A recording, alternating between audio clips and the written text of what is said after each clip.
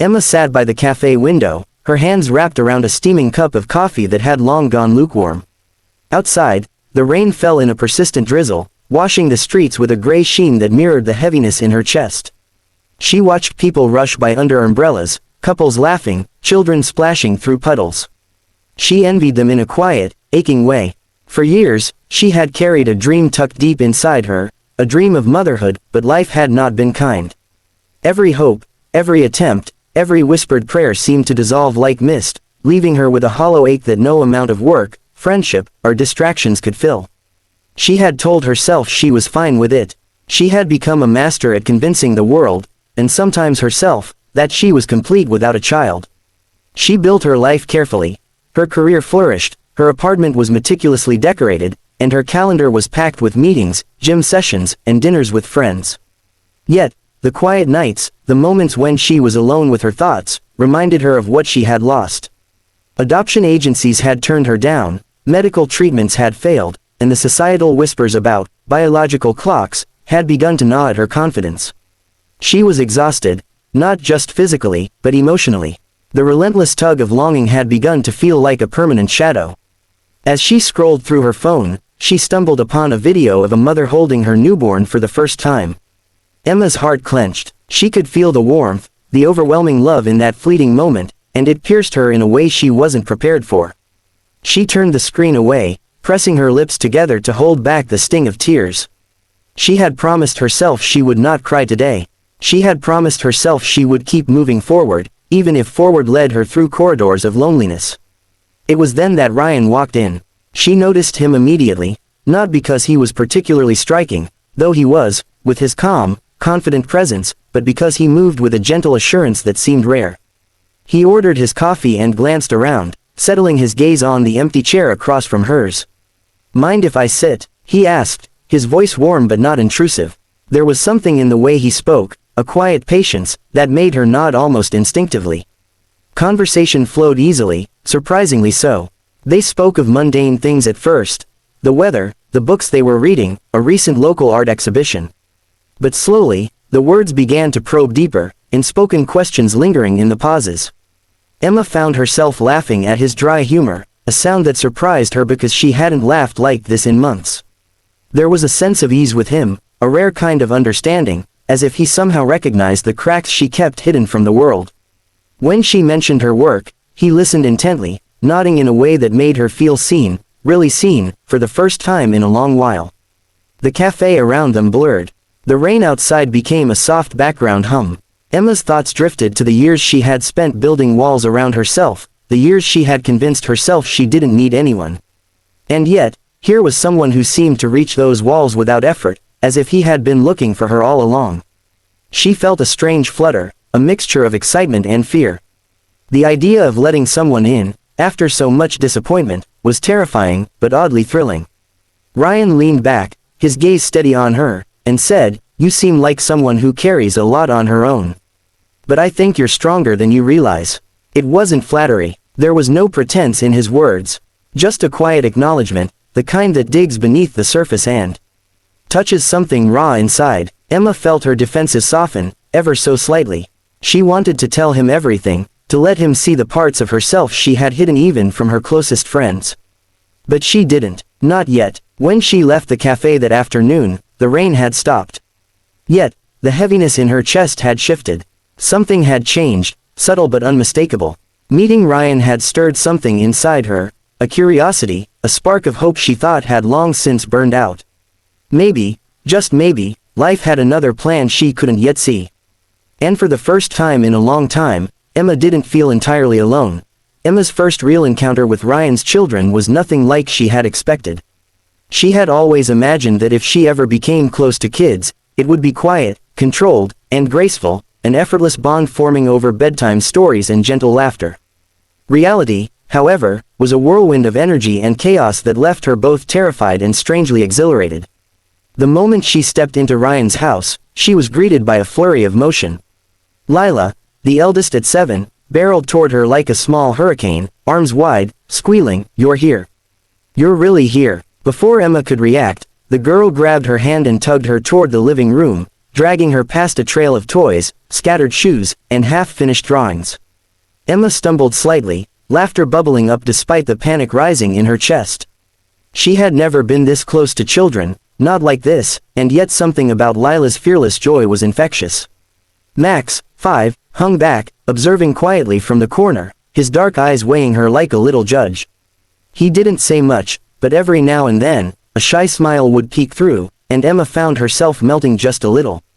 Then there was Sophie, 3, toddling behind her siblings with chocolate smeared across her cheeks and a blanket trailing behind her like a cape. She held out a sticky hand and declared with conviction, "Hi. You're my mama now." Emma froze. She laughed nervously, backing up a step, but Sophie's beaming smile was unwavering. Ryan watched the entire scene from the kitchen, a calm anchor in the storm of his children's energy. He gave Emma a reassuring nod and whispered, "They're usually this expressive." Emma smiled weakly, not sure whether to be flattered or terrified. The truth was, she didn't know the first thing about parenting. Her mind raced with questions. Could she keep up? Could she love them without hesitation?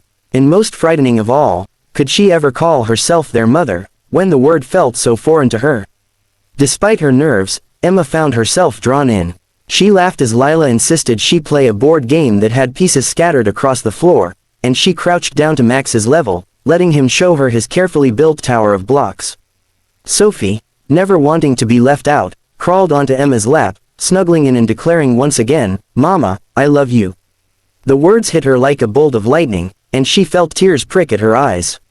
She had always believed that love like this, innocent, unconditional, unreserved, was something she could never have.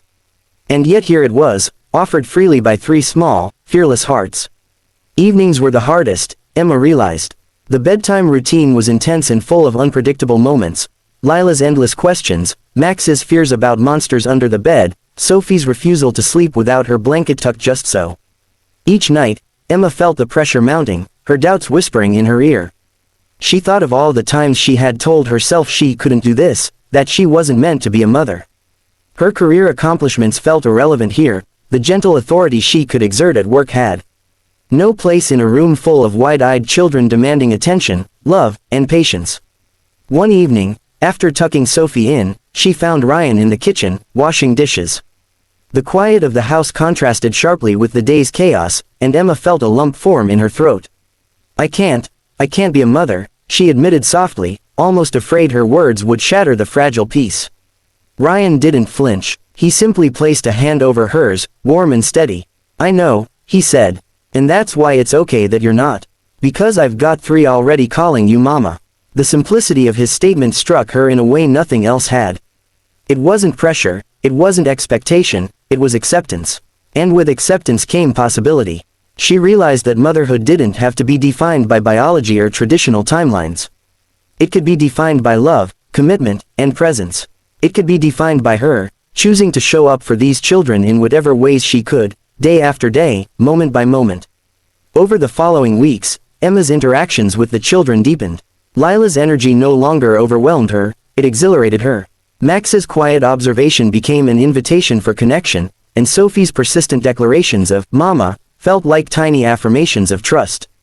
She began to imagine mornings filled with laughter, afternoons with homework and snacks, and evenings with stories and gentle kisses on foreheads.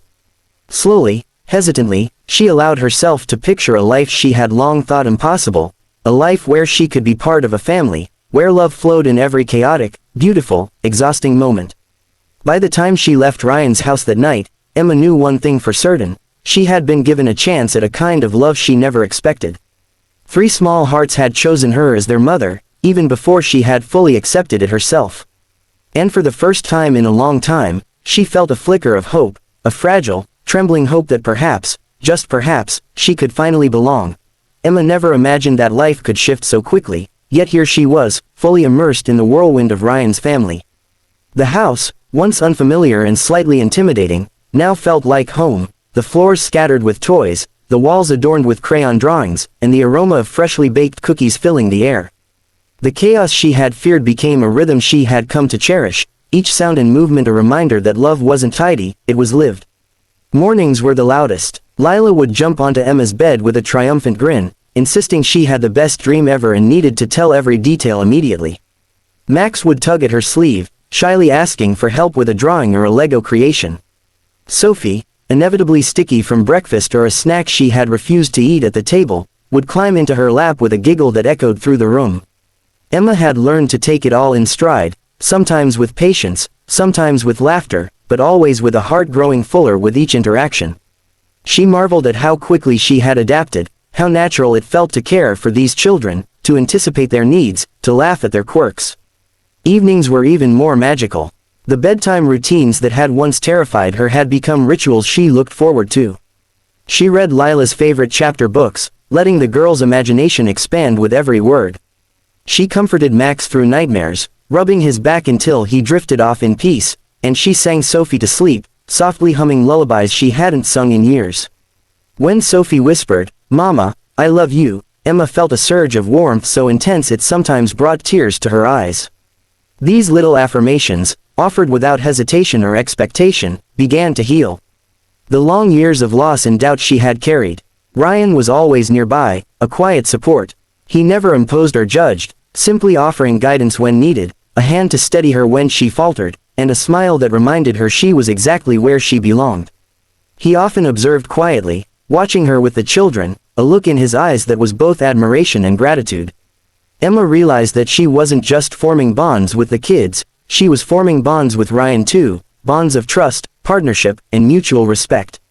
He wasn't just a father or a partner, he was a teammate in this unpredictable, beautiful adventure of family life. One evening, after a particularly exhausting day filled with a school project meltdown, a spilled dinner, and Sophie's insistence on wearing her pajamas backwards, Emma found herself sitting in the living room, breathing deeply. Ryan joined her, sitting close enough that their shoulders touched. For a moment, they didn't speak, simply soaking in the quiet hum of the house and the soft snores of sleeping children. Emma leaned her head on his shoulder and whispered, "I never thought I could do this, but I love them. I really do." Ryan kissed the top of her head gently. "I never doubted it for a second," he said softly. "And they love you too. Every single day, they choose you, even when it's messy, even when it's hard. That's what makes you their mama." Emma felt a lump in her throat, the weight of her past doubts finally lifting. She realized that motherhood had never been about biology or societal expectations, it had always been about love, presence, and the courage to open one's heart fully. She had thought she couldn't be a mother, yet here she was, living the very definition of it, chosen and cherished by 3 incredible children who had no hesitation in claiming her as theirs. Weeks turned into months, and with each passing day, Emma's confidence grew. She celebrated birthdays, cheered at soccer games, and navigated school plays, homework assignments, and scraped knees. The house, once chaotic and overwhelming, now resonated with laughter, warmth, and an unspoken sense of belonging. Emma began to envision the future, a future filled with holidays, adventures, bedtime stories, and family dinners. A future where love, not perfection, defined their family. One night, as Emma tucked Sophie into bed, the little girl clutched her hand and whispered, "Mama, promise you'll always be here." Emma smiled, her heart overflowing. "I promise," she said, her voice steady despite the tears threatening to fall. In that moment, she realized that she didn't just belong to this family, they belonged to her too. 3 small hearts had chosen her, and she had chosen them in return, with a love so deep and unyielding that it transformed her in ways she had never imagined. As she left the room, Emma found Ryan waiting, a knowing smile on his face. He wrapped an arm around her and said, "See, I told you, you've got 3 calling you mama already." Emma laughed, a sound full of joy and relief. She had finally understood that family wasn't always what you planned, it was what you built, piece by piece, with love, patience, and courage. And in this moment, in the soft glow of the nightlight and the peaceful breathing of children finally asleep, Emma felt a completeness she had never known was possible.